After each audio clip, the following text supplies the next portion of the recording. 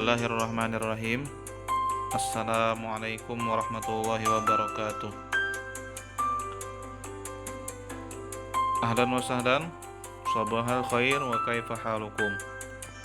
Baiklah, kembali kita lanjutkan pelajaran bahasa Arab kita. Masuk pelajaran ke-6 lah. Nah, ini masalah kaidah.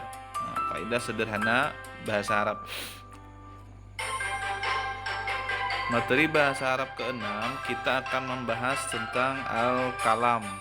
Nah, kalau yang dari pesantren atau madrasah mungkin sudah tahu apa itu al-kalam, yaitu kalimat. Nah,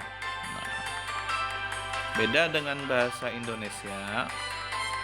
Kalaunya al-kalam itu bahasa Arabnya, bahasa Indonesianya artinya kalimat. Lah, ini kita luruskan dulu. Sedangkan kalau kalimat dalam bahasa Arab itu artinya kata lah. Jadi kalau al-kalimat itu berarti kata. Nah, kalau al-kalam itu berarti kalimat.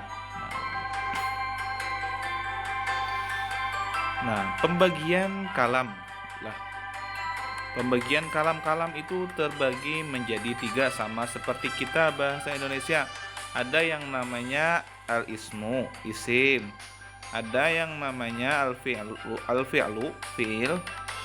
Dan yang ketiga al-harfu. Nah, setiap kalimat pasti terdiri dari 3 bagian ini. Pertama al-isim. Isim itu kata yang menunjukkan benda, nama, orang, dan lain-lain. Nanti dijelaskan lah. Sedangkan fi'il kata yang menunjukkan suatu pekerjaan. Nah, sedangkan al-harfu kata yang berfungsi sebagai penghubung. Kita bahas satu persatu lah. Pertama al-ismu, kata benda. Isim adalah kata benda, nama orang, sifat, dan lain-lain yang tidak terikat dengan waktu. Nah, ini pengertian daripada isim lah. Jadi kalau kadada hubungannya dengan waktu berarti itu isim. Nah, kata benda, entah itu nama orang, entah itu sifat lah, entah itu nama benda.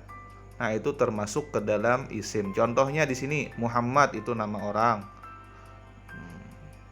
Kitabun nama benda, kata benda itu termasuk isim. Mirsamatun pensil benda. Syari'un jalan itu termasuk isim juga. Madrasatun termasuk isim juga lah. Sedangkan kata kerja atau fi'il adalah kata yang menunjukkan pekerjaan atau peristiwa yang terjadi pada masa lalu, pada masa atau waktu tertentu lah. Nah, ada waktunya, entah itu sudah dikerjakannya atau sedang dikerjakannya atau akan dikerjakannya. Nah, ini namanya fi'il. Contohnya yadhabu pergi, dia pergi lah.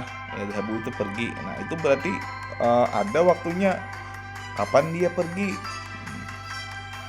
Qara'a membaca, itu pekerjaan juga lah.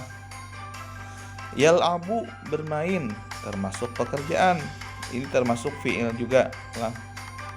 Dan yang terakhir yadrusu itu belajar. Nah, ini contoh-contoh yang termasuk ke dalam kata kerja.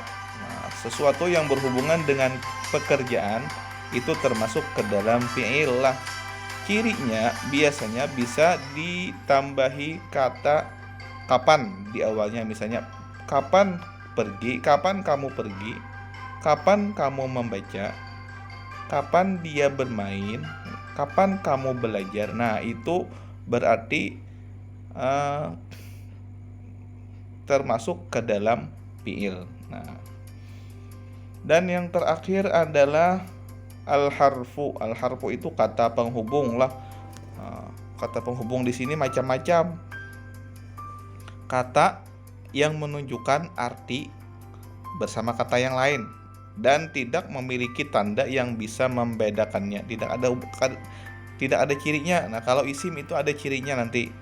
Kalau fi'il itu ada cirinya. Nah, kalau huruf itu tidak ada satu-satunya cara Untuk mengetahui itu huruf adalah dengan mengenalnya atau menghafalnya. Nah, kata penghubung tidak bisa berdiri sendiri, tidak bisa kalimat itu cuma kata penghubung saja, tidak bisa.